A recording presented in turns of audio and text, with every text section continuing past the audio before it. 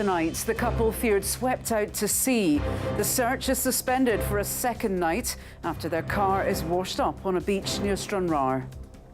The vehicle has been extensively damaged, but at this stage, to reiterate that it's a search and rescue operation. Also making the headlines, academics in Edinburgh say an outright ban on plastics could cause more harm to the planet than good. In sport, Neil Lennon says it might be impossible to improve Hibernian this season and says the club may have hit a glass ceiling.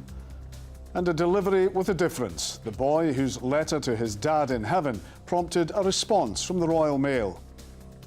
Daddy couldn't get a present, and on everybody's birthday they all deserve to get a card. I'm John Mackay in Glasgow. And I'm Hala Mohideen in Edinburgh. This is the STV News at 6.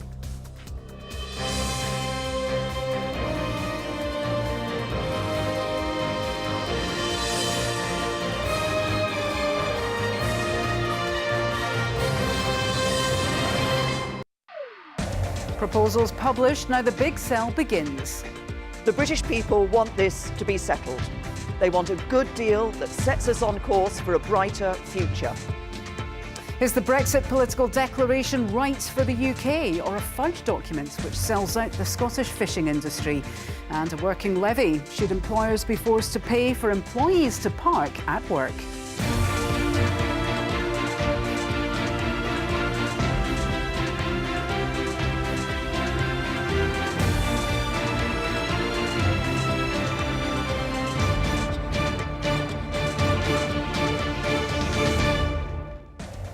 Well, last week the Brexit withdrawal agreement was published, and the 585-page document set the House of Commons alight.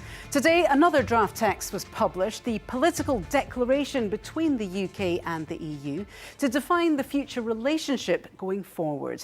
It's far shorter, not legally enforceable. Instead, it's more of a collection of aspirations open to interpretation. So what's in the document? Well, there is no mention of the Prime Minister's promised frictionless trade, but the text does suggest the UK will be able to pursue its own trade policy. It nods to the Northern Ireland backstop being replaced by a technological solution to avoid the need for a hard border. It fulfills Theresa May's pledge that free movement of EU citizens to the UK will come to an end. And on fishing, access to waters is linked to quota shares, with both parties aiming to have new fishery agreements in place by July 2020. Well, the Prime Minister defended the blueprints in the Commons, but as expected, faced opposition from across the chamber. To our Westminster correspondent, Harry Smith. Harry, the Prime Minister appears to be holding the line in Brussels, but it looks like it's going down like a lead balloon with the Tories here.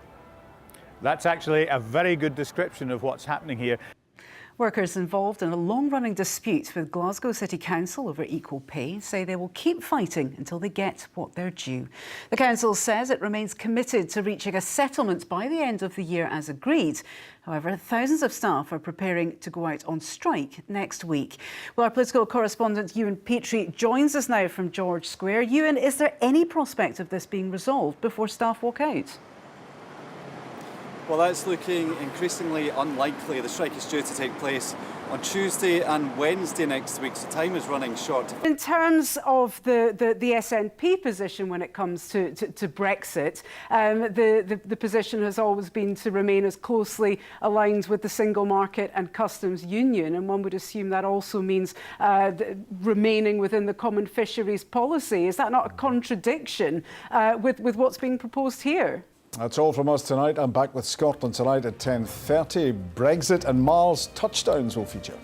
And Kellyanne is back with you tomorrow night at 6 o'clock in Edinburgh. Until then, from all of us here, enjoy the rest of your evening. Bye-bye. Good night.